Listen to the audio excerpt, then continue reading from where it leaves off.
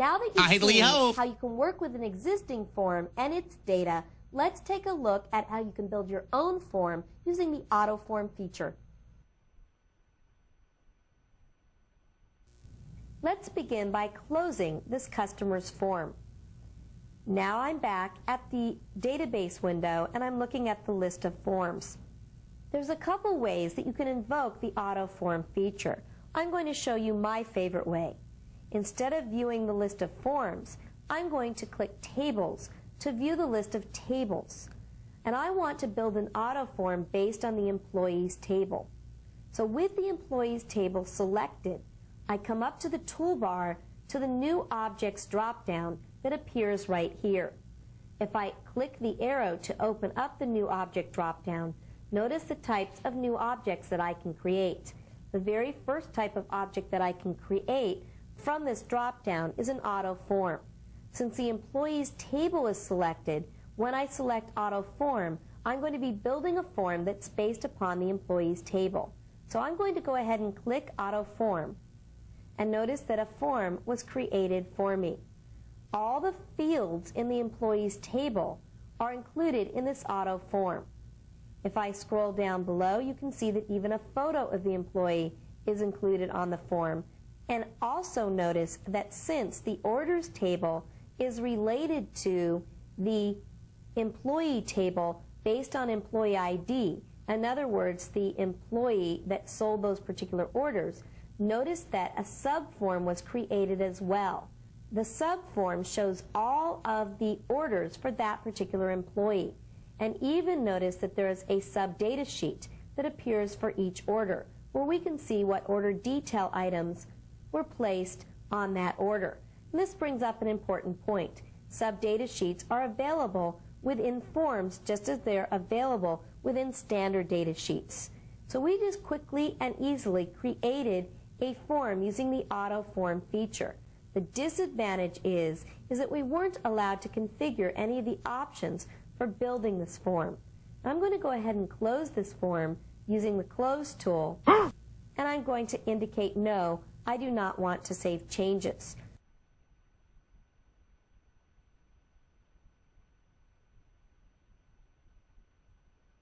As I just mentioned, the problem with the AutoForm feature is that it doesn't allow you to configure any of the options for the form. It just quickly builds the form for you. So let's take a look at how you can have a little bit more control by using a form wizard to build your form. Notice that I'm still viewing tables in the objects list, and I've selected the Employees table. I'm going to show you two different ways to build a form using a wizard. With the Employees table selected, I can once again use the New Object drop-down. So I can open the New Object drop-down, but rather than selecting AutoForm, I can select Form. Notice that the Employees table is automatically selected. And at this point, I can select Form Wizard to begin the process of creating a form using the Form Wizard. Also notice that if I opted to create a new form in this way, I could select AutoForm and actually pick from a columnar, tabular, or datasheet AutoForm. Now what I'm going to do right now is cancel to show you another way that I can create a new form. Remember, we started with tables selected and employees, and then used the New Object drop-down. Alternatively, I can click Forms in the Objects list, and there's actually from here two different ways that I can create a form using a wizard. The easiest way is to double-click Create Form by using a wizard. I also could click New and invoke the same dialog that we were just looking at a moment ago when we selected New Form from the New Objects drop-down. I'm going to cancel, and I'm going to double-click Create Form by using a wizard. Because I selected Create Form by using a wizard, I bypassed that dialog that asked me how I wanted to create the form. Now what I need to do is begin by selecting the table or query upon which this form is based. You might wonder whether it's better to base a form on a table or on a query. Well, it's almost always better to base a form on a query. This is because in most cases, you do not need all fields or all records from the underlying table. By basing the form on a query, you can select exactly those fields and records that you need. In this particular case, we really do want all fields and all records from the employees table. So I'm going to use the drop-down, and here we can see our list of queries. Up above the queries is our list of tables, and here's the employees table. If I select the employees table, I can actually select the fields that I want to include on the form. The order that I add the fields over to the selected fields determines the order that those fields are going to appear within our completed form. So I'm going to double-click to select Employee ID. I next want first name. I can select it by double-clicking it, or I can single-click it and then click this arrow to move it over. Then I'm going to grab the last name by double-clicking it, the title, and I've decided to grab the birth date, the hire date, and I want the photo. And that's all I'm going to include on my form. Now that I've selected those fields, I can click Next to move to the next step of the wizard. The next step of the form wizard allows me to designate the layout that I would like to use for my form. By default, I'm going to get a columnar form.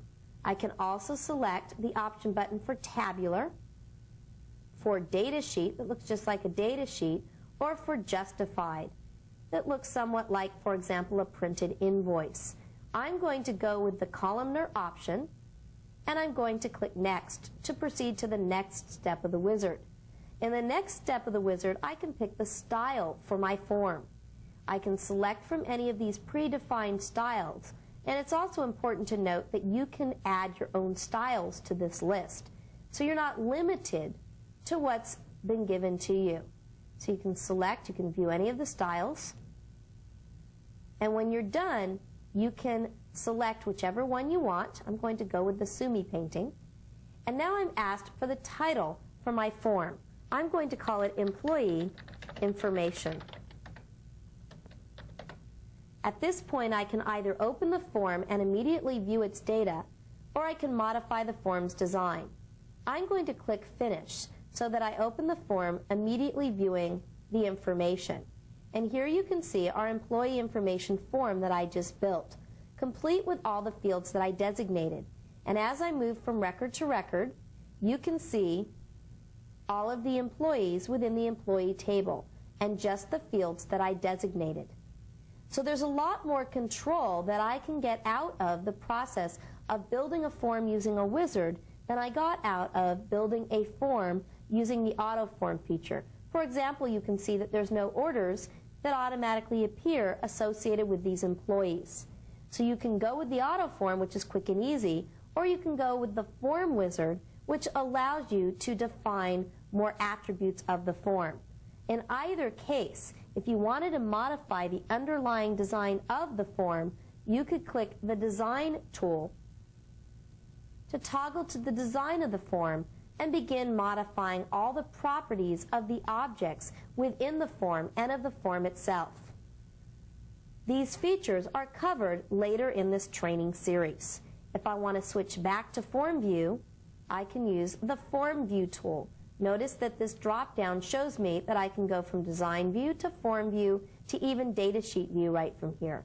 I'm going to go back to Form View, and now you see that rather than looking at the blueprint or underlying structure of the form, I'm looking at the form with all of its data and can once again move from record to record. And when I want, I can return to Design View or close the form. I'm going to close the form by clicking the Close tool. If we look at our list of forms, notice that we have an employee information form. This was the form that we just built. I'm going to show you that if I switch to Details right here, the employee information form that doesn't have a description, notice that we can also see the form's modification date as well as when the form was created. If I want to open that form again, I can double-click it, and you can see that once again we're viewing the data in the form. And of course, I could continue changing to Design View, making any changes, and closing the form when I'm done.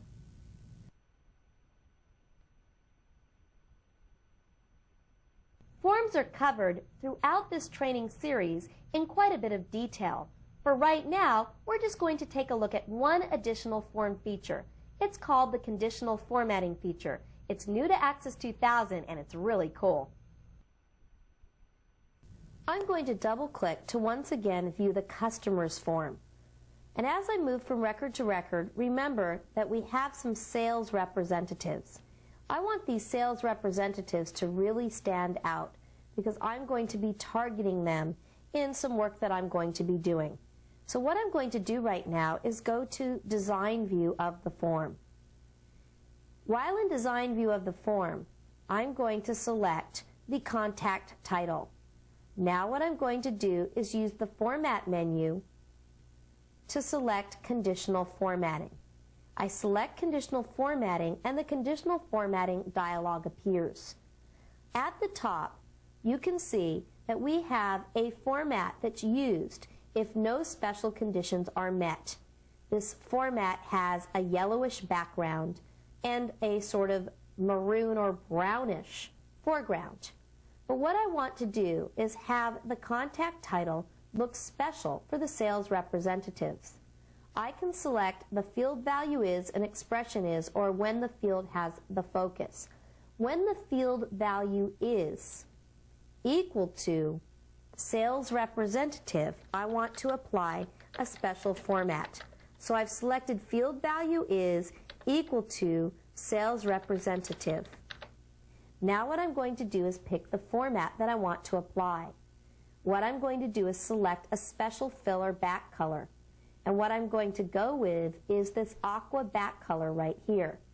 And for the foreground color, I'm going to go with this deep navy right here. So that's the format that I want to apply when my sales representatives appear. I'm going to click OK. And when I go into Form View, you're going to see that this control looks normal with the yellow background and the maroon foreground, except when I get to my sales representatives. Notice on my sales representatives that they appear with the aqua background and the navy foreground. And that's just on the sales representatives. There's another one right there. Let's go back to the design of the form. Make sure that you click to select contact title, that it's still selected, and go to the Format menu and select Conditional Formatting again. I want to add some conditional formatting.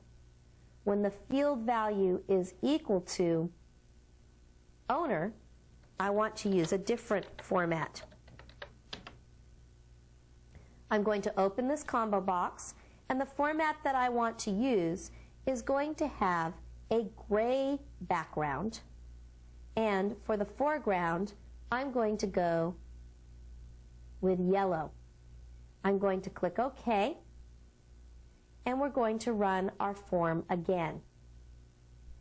Now when we get to our owners, there's one right there, you can see that the format for the owner is yellow on gray, whereas if we look at the sales representatives, they're still navy on aqua. So we can actually apply special formatting depending upon what we want to see and what we want to have stand out. You just learned the basics of working with and creating forms. You learned how to move from record to record. You also learned how to find, sort, and filter form data. You learned how to use the AutoForm feature to quickly and easily build a new form. You also learned how to utilize a form wizard to get more control over the forms that you create. Finally, we covered the conditional formatting feature where you learned how to conditionally format the data included in your form. Another example of utilizing this conditional formatting feature would be, for example, if you wanted to enter an expression where you would highlight in a special way the data where the quantity on hand was less than the reorder quantity. It's up to your imagination as to how you can utilize this exciting new feature.